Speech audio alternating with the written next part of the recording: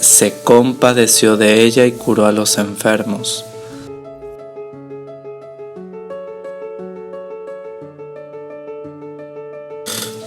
Hola queridos hermanos, hoy estamos a lunes 12 de agosto.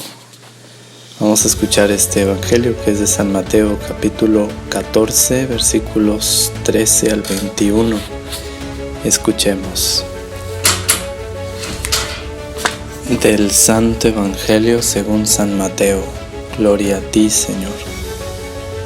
En aquel tiempo, al enterarse Jesús de la muerte de Juan el Bautista, subió a una barca y se dirigió a un lugar apartado y solitario. Al saberlo la gente, lo siguió por tierra desde los pueblos. Cuando Jesús desembarcó, vio aquella muchedumbre, se compadeció de ella y curó a los enfermos. Como ya se hacía tarde, se acercaron sus discípulos a decirle: estamos en despoblado y empieza a oscurecer. Despide a la gente para que vayan a los caseríos y compren algo de comer.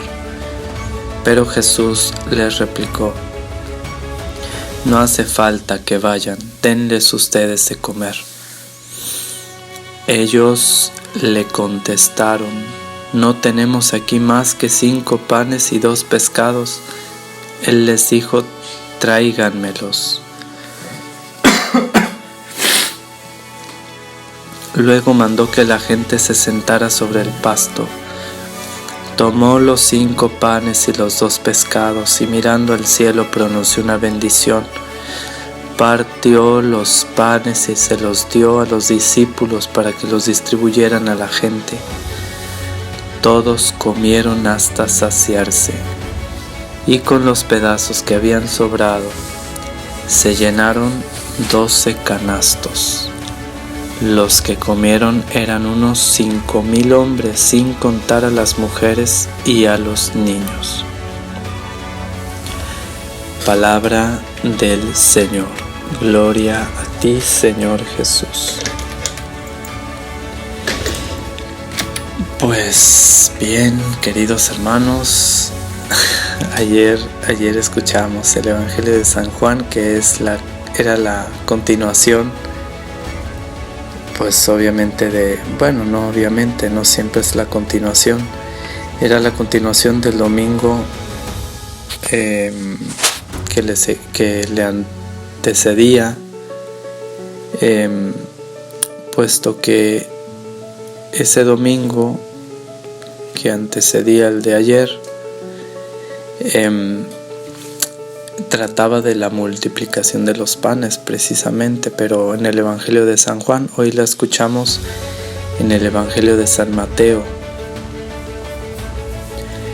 Y bueno, ayer en el Evangelio de San Juan, todo el Evangelio de San Juan capítulo 6 está en un contexto del discurso del pan de vida, o sea, Jesús se presenta a sí mismo como el pan de vida.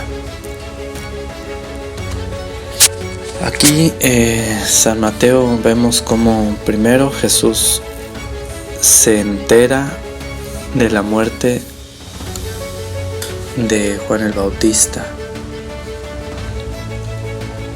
Herodes lo mandó degollar. De hecho lo escuchamos hace poquito en alguno de los evangelios entre semana, cómo es valiente Juan el Bautista y denuncia el pecado. Y bueno, como consecuencia de todo esto, pues lo mandan matar. Jesús se entera y sube a una barca y se dirigió a un lugar apartado y solitario. Debió haber querido reflexionar como hombre, seguramente llorar, porque era su primo, era un hombre admirable además, y la pérdida de gente así aquí en la tierra duele, ¿no? Obviamente sabemos que se van derechito al cielo, pero cuando faltan esas personas aquí en la tierra se siente como una orfandad. O sea, por ejemplo, cuando murió San Juan Pablo II, pasó la desolación que se sentía, porque ese hombre hablaba por los que no hablaban, era voz de los que no tienen voz, y hablaba con firmeza y con valentía, ¿no? Y denunciaba el pecado, y con ese gran carisma mucha gente lo seguíamos con amor, ¿no? Obviamente que Jesús no se habrá sentido en ese sentido como de orfandad, jamás, ¿no? O sea, pero sí una tristeza humana, porque Jesús es 100% hombre. Obviamente sabemos que es también 100% Dios. Y bueno, quería retirarse, y vemos cómo iba con sus discípulos, desembarca, ve la muchedumbre, se compadece de ella y cura a los enfermos. O sea, Jesús no tiene... Jesús es todo nuestro, todo de Dios y todo nuestro. Es maravilloso el Señor, cómo tiene esa capacidad de entregarse, ese amor no tiene límites. Nosotros, pues si es nuestro día de descanso, o si queremos descansar, llega alguien necesitado, a veces luchamos interiormente para poder responder a Dios, que inoportunamente se nos manifiesta para probarnos, para ver realmente cuánta caridad tenemos, ¿no? Y no, Jesús se da de una forma totalmente natural. Él no tiene que esforzarse, simplemente está dispuesto. Y curó a los enfermos, se compadeció, su corazón es compasivo, es hermoso, es misericordioso, y bueno, pues curó a los enfermos, y viene de ahí el milagro. Los discípulos, preocupados de la gente, pero también preocupados de su estómago, no solo de la gente, sino de ellos, le dicen: estamos en despoblado y empieza a oscurecer, despide a la gente para que vayan a los caseríos y compren algo de comer. Jesús les dice: no hace falta que vayan, denles ustedes de comer. Los pastores, hay una relación bonita en la palabra pasto, pan y pastor. No he profundizado en ello, pero recuerdo haber descubierto ahí una raíz etimológica que es común a estas tres palabras, y tiene que ver con la palabra alimento. Y como en un tiempo pasado,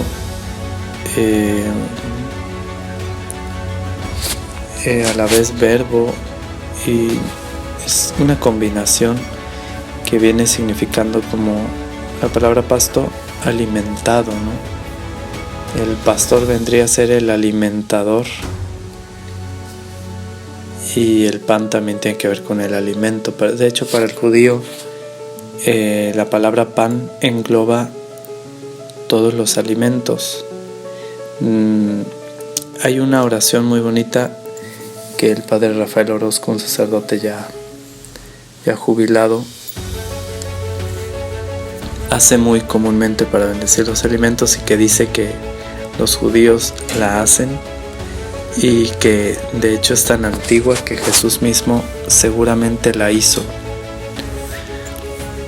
que dice así: bendito sea el Señor Dios del universo, que hace surgir el pan de la tierra.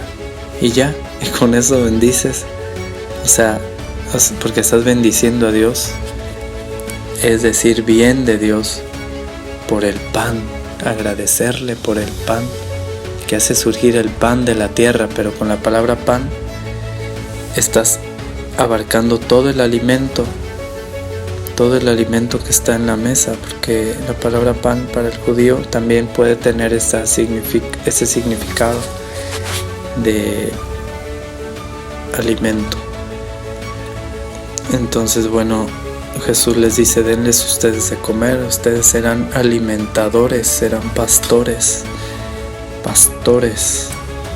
que alimenten mi rebaño, mi pueblo. Entonces el pastor, el ministro sagrado, nos corresponde alimentar al pueblo de Dios, sobre todo con su palabra, con la palabra de Dios, porque no solo de pan vive el hombre, sino de toda palabra que sale de la boca de Dios. Y con el cuerpo y sangre de Cristo, que es alimento por excelencia, que nutre el alma, que nutre el corazón y lo capacita para amar. La gracia que confiere este augusto sacramento de la Eucaristía es capacitar cada vez más el corazón para estar dispuesto a amar, a entregarse por el bien del otro. Si nos damos cuenta que nos cuesta mucho trabajo vencer el egoísmo, vencer la soberbia, el orgullo, sobre todo el egoísmo, esa incapacidad para darse, para pensar en el otro, para ver por el bien del otro, pues entonces, y de hecho a todos lo necesitamos, porque tenemos una concupiscencia que es la naturaleza humana dañada por el pecado original, que el bautismo no la curó. O sea, queda nuestra naturaleza inclinada al pecado, al egoísmo. O sea, como si empezáramos todos los días un partido con 3 goles en contra, ¿no? Tuviéramos que remontar el marcador, o como si estuviéramos parados en una pendiente cuya gravedad nos atrae hacia abajo y tuviéramos que esforzarnos por caminar hacia arriba, o como si estuviéramos flotando en un río caudaloso y tuviéramos que nadar contracorriente. Esa es la concupiscencia. Pues a esa concupiscencia hay que combatirla con la virtud, con el esfuerzo de todos los días, pero también para eso está, bendito sea Dios, la palabra de Dios, alimento para el alma, y la Sagrada Eucaristía, que nutre el alma para capacitarla a amar, para salir de sí mismos y entregarse por el bien del otro, por la gloria de Dios y por el bien del prójimo. Entonces Jesucristo hoy sí realiza este milagro y da de comer a la gente y sacia a la gente, y se cumple, por ejemplo, esta profecía de Joel capítulo 2 versículo 26, que dice: comerán y se saciarán, alabarán el nombre de su Dios, que ha obrado con ustedes de modo maravilloso. Mi pueblo no será ya más confundido, y sabrán ustedes que yo estoy en medio de Israel, yo Yahvé su Dios y no hay otro. Mi pueblo no será ya jamás confundido. Joel capítulo 2 versículo 26. Y se cumple esa profecía. Sí, pero porque Jesús quiere hacerles saber que Él es el Mesías, que Él es el enviado, el Hijo de Dios. Y en San Juan quiere hacerles ver que Él es el pan vivo bajado del cielo. O sea, que no busquemos solamente el pan de la tierra o saciarnos de las cosas de la tierra, que digo, es cierto, tenemos necesidades básicas, pero nuestra alma está hecha para vivir para siempre. Tenemos que aspirar a las cosas a lo eterno. Tenemos que aspirar a Dios y no limitarnos nada más a querer vivir aquí en la tierra. Tenemos que anhelar el cielo. Dejemos nuestra alma respirar, no la asfixiemos con las cosas solamente temporales. Así que pues Dios nos dé la gracia de tener hambre y sed de su palabra, hambre de la Eucaristía, y también pues colaborar con Él para hacerle ver a su pueblo que no solo de pan vive el hombre, sino de toda palabra que sale de la boca de Dios, y que ellos, aunque a veces no estén conscientes, su alma les pide un alimento más sustancioso que lo meramente temporal, y ese alimento es Jesucristo, nuestro pan de vida. Adorado sea Jesucristo. Declaro que todo lo bueno que hay en mí, todo viene de Dios, y que todo lo malo que hay en mí, todo viene de mí. Suya es la gloria. Amén.